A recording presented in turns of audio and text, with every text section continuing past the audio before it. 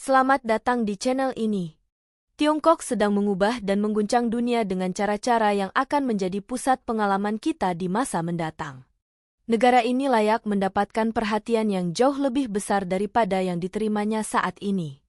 Atau lebih tepatnya, Tiongkok layak mendapatkan perhatian yang seimbang, di mana kita berusaha memahami apa yang sedang terjadi tanpa terpengaruh oleh propaganda yang menggambarkan mereka secara buruk demi membuat Barat terlihat lebih unggul.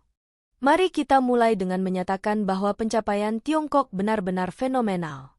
Apa yang telah dilakukan Tiongkok dalam beberapa dekade terakhir layak mendapatkan pengakuan luar biasa dari semua orang.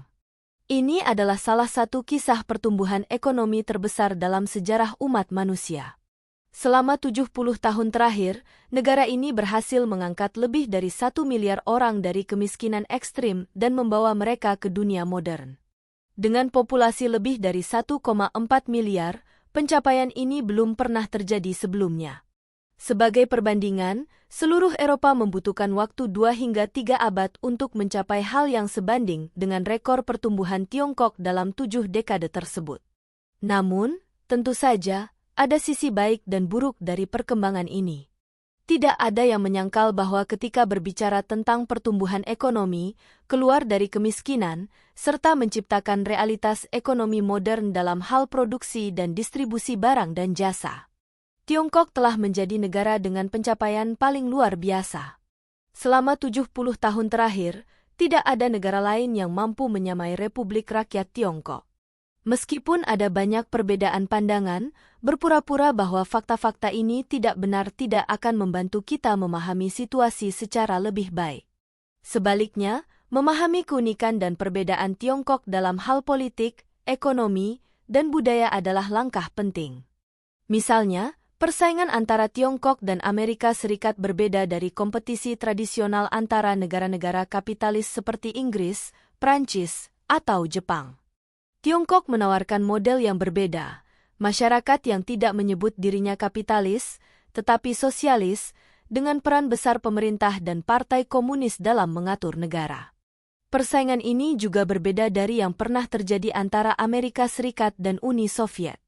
Dalam 7 dekade terakhir, Tiongkok secara terbuka menyambut perusahaan-perusahaan kapitalis untuk beroperasi di negaranya, baik yang berasal dari negara lain maupun milik swasta individu. Ekonominya terdiri dari 2 sektor utama, sektor negara dan sektor swasta, masing-masing sekitar setengah dari keseluruhan ekonomi. Saat ini, Tiongkok telah mencapai tingkat kecanggihan teknologi yang menempatkannya sebagai pesaing serius bagi Amerika Serikat. Hal ini terlihat dari langkah Presiden Biden yang menggelontorkan dana besar untuk produsen chip semikonduktor, serta tarif tinggi sebesar 27,5% terhadap kendaraan listrik Tiongkok, yang saat ini mendominasi pasar global dalam hal kualitas dan harga. Persaingan ini adalah tantangan baru yang belum pernah dihadapi Amerika Serikat sebelumnya. Dengan pendekatan unik yang diterapkan Tiongkok, hasilnya juga akan sangat berbeda dari pengalaman kompetisi sebelumnya. Hubungan antara Amerika Serikat dan Tiongkok berbeda dari apapun yang pernah terjadi sebelumnya, termasuk hubungan antara Amerika Serikat dan Uni Soviet. Hubungan ini memiliki 2 sisi yang unik. Di satu sisi, terdapat kolaborasi ekonomi yang jauh lebih besar dibandingkan hubungan ekonomi antara Amerika Serikat dan Uni Soviet. Namun, di sisi lain, persaingan ekonomi antara Amerika Serikat dan Tiongkok jauh lebih mendalam. Pengalaman Tiongkok, khususnya dalam hubungannya dengan Amerika Serikat dan dunia kapitalis di Eropa Barat, Amerika Utara, dan Jepang, benar-benar unik. Tiongkok kini adalah negara paling maju kedua di dunia dengan pengaruh yang signifikan terhadap ekonomi global. Diperkirakan, sebelum akhir dekade ini, Tiongkok dapat menjadi kekuatan ekonomi nomor 1 yang membentuk arah ekonomi dunia. Untuk memahami pencapaian luar biasa ini, penting bagi kita untuk menelusuri sejarah yang mendasarinya. Xi Jinping, pemimpin Tiongkok saat ini, sering merujuk pada 100 tahun penghinaan, periode antara tahun 1850 hingga 1950. Ini adalah masa ketika Tiongkok merasa dipermalukan oleh kekuatan Barat yang mengambil alih sebagian wilayahnya, mendominasi beberapa kota, dan menyebabkan kemiskinan yang jauh lebih parah dari sebelumnya. Namun, Tiongkok tidak pernah sepenuhnya dijajah seperti India atau sebagian besar Afrika dan yang lainnya. Meski beberapa wilayahnya diambil alih oleh kekuatan Barat, Tiongkok tetap mempertahankan kemerdekaannya. Tidak ada penjajahan pemukim di Tiongkok seperti yang terjadi di Afrika Selatan, Australia, atau Amerika Serikat. Orang Eropa memang memiliki tempat di kota-kota pelabuhan, tetapi mereka tidak pernah menguasai seluruh negara. Kombinasi antara penghinaan dan kemerdekaan inilah yang membentuk sejarah modern Tiongkok. Pada awal abad ke-20, terjadi perkembangan menarik setelah kekalahan Tiongkok dalam pemberontakan Boxer, perang terakhir yang menunjukkan dominasi kekuatan Eropa. Beberapa tahun setelah Revolusi Rusia tahun 1917, Tiongkok terinspirasi untuk melakukan revolusi komunis. Gerakan ini dimulai dengan Long March, dipimpin oleh Mao Zedong, yang akhirnya membawa Partai Komunis meraih kemenangan pada tahun 1949. Pada masa itu, Tiongkok bersekutu dengan Uni Soviet, tetapi hubungan ini memburuk pada tahun 1960, bahkan memicu konflik militer di antara kedua negara. Setelah perpecahan tersebut, Tiongkok memilih jalannya sendiri, mengembangkan bentuk sosialisme yang berbeda dari model Soviet. Selama 60 tahun terakhir, Tiongkok menciptakan versinya sendiri dari sosialisme, sering disebut sebagai sosialisme dengan karakteristik Tiongkok. Dalam 40 tahun terakhir, pencapaian luar biasa Tiongkok telah terwujud. Negara ini tumbuh menjadi kekuatan global yang tangguh, tidak hanya dalam hal ekonomi tetapi juga dalam pengaruh politik dunia. Babak berikutnya dalam sejarah Tiongkok adalah hasil dari perjalanan panjang ini, yang membentuk negara dengan sistem sosialisme unik yang berbeda dari negara lain. Melalui pengalaman 100 tahun penghinaan, Tiongkok bertekad untuk membangun negara yang cukup kuat, kaya, dan produktif agar tidak lagi dipermalukan oleh kekuatan Barat. Tema ini menjadi inti dari kebijakan dan strategi mereka yang telah menghasilkan pertumbuhan ekonomi luar biasa. Jika menggunakan ukuran PDB, Produk Domestik Bruto, yang mencerminkan total produksi barang dan jasa dalam setahun, Tiongkok selama 25 tahun terakhir secara konsisten menduduki peringkat nomor 1 dalam hal pertumbuhan. Tidak ada negara lain yang mampu mencatat rekor seperti ini, bahkan ketika negara-negara lain seperti India juga mengalami pertumbuhan. Namun, pencapaian Tiongkok tidak hanya terlihat dari pertumbuhan PDB. Salah satu prestasi yang paling mengesankan adalah peningkatan upah rata-rata masyarakatnya yang naik 4 hingga 5 kali lipat dalam 40 tahun terakhir. Sebagai perbandingan, upah real di Amerika Serikat yang disesuaikan dengan inflasi hanya meningkat sekitar 10 hingga 20% dalam periode yang sama. Perbedaan ini menjelaskan tingkat kepuasan kelas pekerja Tiongkok terhadap peningkatan kesejahteraan ekonomi mereka yang belum pernah terjadi dalam sejarah modern. Bahkan jika dibandingkan dengan pertumbuhan di Amerika Serikat pada akhir abad ke-19, Jepang pada akhir abad ke-19, atau Jerman di periode yang sama. Dalam perdagangan dunia, Tiongkok kini menjadi pusat manufaktur global dan pemain utama dalam distribusi barang dan jasa di seluruh dunia. Status ini menjadikannya negara adikuasa ekonomi terbesar kedua di dunia setelah AS, namun perbedaan antara kedua negara terus menyusut. Keunikan ekonomi Tiongkok terletak pada struktur yang tidak sepenuhnya bergantung pada perusahaan swasta, seperti di Amerika Serikat atau Inggris, maupun pada kendali penuh pemerintah, seperti di Uni Soviet. Setelah perpecahan dengan Uni Soviet pada 1960-an, Tiongkok mengembangkan sistemnya sendiri, dengan ekonomi yang kira-kira setengahnya terdiri dari perusahaan kapitalis swasta dan setengah lainnya perusahaan milik negara. Kedua sektor ini beroperasi dalam struktur kapitalis tradisional, antara majikan dan karyawan, tetapi tetap di bawah pengawasan negara. Karena itu, meskipun nama partainya adalah Partai Komunis, Tiongkok menyebut sistemnya sebagai sosialisme dengan karakteristik Tiongkok, sebuah pendekatan yang berbeda dari kapitalisme tradisional namun belum sepenuhnya memenuhi definisi komunisme.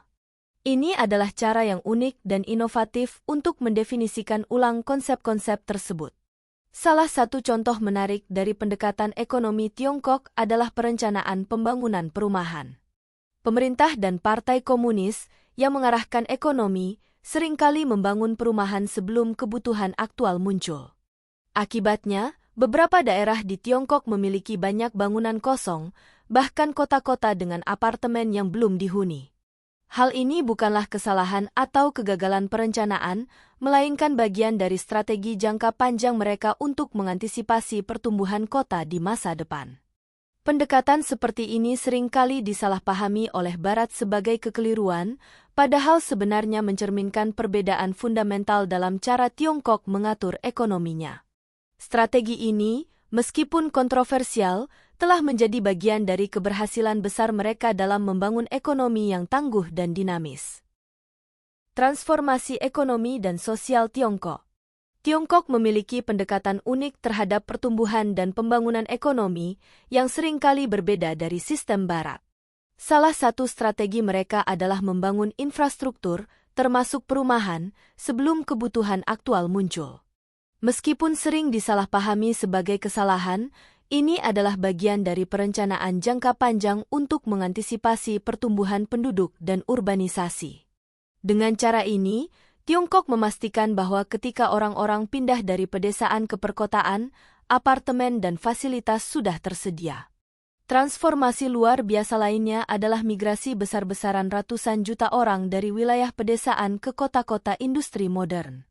Di Eropa dan Amerika Serikat, proses ini memakan waktu lebih dari 1 abad, tetapi di Tiongkok, hal itu tercapai hanya dalam 30 hingga 40 tahun. Mereka berhasil melakukan ini tanpa memicu ketegangan sosial besar yang sering terjadi pada transformasi serupa di tempat lain. Keberhasilan ini disertai dengan berbagai tantangan, eksperimen, dan kesalahan di sepanjang jalan. Namun, hasil akhirnya tetap luar biasa. Tiongkok secara resmi diakui oleh PBB karena telah mengakhiri kemiskinan massal, sebuah pencapaian besar di dunia yang masih menghadapi tantangan kemiskinan di berbagai benua. Modernisasi dan dominasi teknologi. Setelah menciptakan basis masyarakat industri modern, Tiongkok menjadikan Amerika Serikat sebagai model untuk dilampaui, terutama dalam hal teknologi dan inovasi. Saat ini, Tiongkok adalah produsen kendaraan listrik terbaik di dunia dan satu-satunya pesaing serius untuk perusahaan teknologi raksasa seperti Google, Apple, dan Intel. Modernisasi yang dicapai Tiongkok dalam waktu singkat menunjukkan keberhasilan strategi perencanaannya. Perspektif politik. Politik Tiongkok didominasi oleh Partai Komunis yang secara resmi mengadvokasi sosialisme dan menolak kapitalisme. Namun, Tiongkok melihat sistem politik Amerika Serikat sebagai bentuk dominasi politik serupa, dengan kapitalisme sebagai ideologi utamanya. Tiongkok berargumen bahwa AS memiliki 2 partai utama, Republik dan Demokrat, yang keduanya mendukung kapitalisme. Bagi Tiongkok, perbedaannya hanyalah bahwa mereka memiliki 1 partai dominan, sedangkan Amerika Serikat memiliki 2 partai dengan ideologi yang sama. Tiongkok juga mengambil langkah untuk mengatasi pembangunan yang tidak merata, yang seringkali menjadi hasil dari kapitalisme. Di bawah kapitalisme, wilayah tertentu maju sementara wilayah lain tertinggal. Tiongkok memberikan perhatian khusus pada daerah-daerah termiskin, baik dengan memindahkan penduduknya ke tempat yang lebih baik atau meningkatkan wilayah tersebut. Ini adalah interpretasi politik baru yang menarik untuk mengatasi ketidaksetaraan pembangunan. Aliansi internasional dan inisiatif global. Tiongkok juga berupaya memperkuat posisinya dalam hubungan internasional.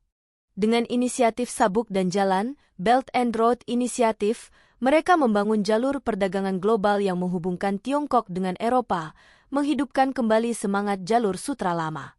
Selain itu, Tiongkok berusaha keras untuk membangun hubungan dengan negara-negara lain, meskipun sering menghadapi upaya diskriminasi oleh Barat. Dengan pendekatan yang berbeda, Tiongkok telah membuktikan kemampuannya untuk memimpin transformasi ekonomi dan sosial yang luar biasa sambil tetap mempertahankan stabilitas politik. Dalam konteks global, mereka menjadi pemain penting yang terus menantang dominasi tradisional Barat. Perbedaan pendekatan Tiongkok dalam politik dan ekonomi global. Selama 4 dekade terakhir, Tiongkok telah dengan cermat menavigasi posisinya di panggung dunia. Dengan fokus pada kualitas output dan harga yang kompetitif, mereka berhasil menembus pasar ekonomi barat. Namun, berbeda dengan Amerika Serikat, Tiongkok mengambil pendekatan yang lebih lambat dan moderat dalam memperluas pengaruh global mereka. Beberapa perbedaan utama antara Tiongkok dan Amerika Serikat dalam strategi global adalah pangkalan militer. Tiongkok tidak membangun pangkalan militer di seluruh dunia meskipun memiliki sumber daya keuangan yang cukup untuk melakukannya. Sebaliknya, mereka tetap fokus pada pembangunan domestik dan hubungan perdagangan. Sebagai perbandingan, Amerika Serikat memiliki pangkalan militer di banyak negara. Keterlibatan dalam konflik asing. Tentara Tiongkok tidak aktif terlibat dalam perang asing, berbeda dengan Amerika Serikat yang sering kali terlibat dalam berbagai konflik militer global. Aliansi ekonomi. Tiongkok memainkan peran kunci dalam pembentukan BRICS, Brasil, Rusia, India, Tiongkok, dan Afrika Selatan yang dirancang sebagai alternatif untuk dominasi kelompok G7 yang dipimpin oleh Amerika Serikat. BRICS mencerminkan pendekatan kolektif Tiongkok dalam membangun aliansi ekonomi global. 2 masa depan Tiongkok. Tiongkok saat ini menghadapi pilihan penting yang dapat menentukan arah masa depan mereka dan dunia. 1. Menjadi kekaisaran hegemonik baru. Tiongkok dapat memilih untuk mengikuti jejak kekaisaran besar dalam sejarah, seperti Kekaisaran Romawi, Yunani, Persia, Ottoman, Inggris, dan Amerika. Dalam skenario ini, Tiongkok akan menjadi kekuatan dominan baru, menggantikan Amerika Serikat sebagai hegemon global. 2. Mewujudkan alternatif kolektif global. Sebagai alternatif, Tiongkok dapat mengambil jalan yang berbeda dengan menciptakan tatanan dunia baru yang berfokus pada kerjasama kolektif antar bangsa. Jalan ini terinspirasi oleh cita-cita Liga Bangsa-Bangsa dan Perserikatan Bangsa-Bangsa yang bertujuan untuk menciptakan dunia tanpa dominasi satu negara. BRICS, sebagai aliansi ekonomi yang berbasis pada kerjasama multilateral, mencerminkan visi ini. Jika Tiongkok memilih jalur ini, mereka berpotensi mengakhiri pola sejarah yang didominasi oleh kekaisaran demi kekaisaran, menggantikannya dengan komunitas global yang setara. Masa depan dunia. Pilihan Tiongkok akan berdampak besar pada dunia. Jika mereka memilih menjadi kekaisaran hegemonik, pola dominasi kekuasaan yang berulang sepanjang sejarah akan terus berlanjut. Namun, jika Tiongkok memilih untuk memprioritaskan kerjasama kolektif melalui BRICS dan aliansi serupa, mereka dapat membuka babak baru dalam sejarah umat manusia dengan model pemerintahan global yang lebih inklusif dan kolaboratif. Kedua skenario ini sedang berkembang, dan dunia kini menyaksikan bagaimana Tiongkok menentukan masa depannya, dan mungkin juga masa depan tatanan global. Bagaimana pendapat Anda mengenai video ini?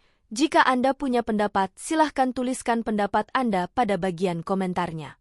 Dan jika Anda suka dengan video ini, silahkan klik like dan subscribe. Dengan begitu kami akan membuat video lainnya untuk Anda semua. Terima kasih dan sekian dulu dan sampai jumpa di video berikutnya.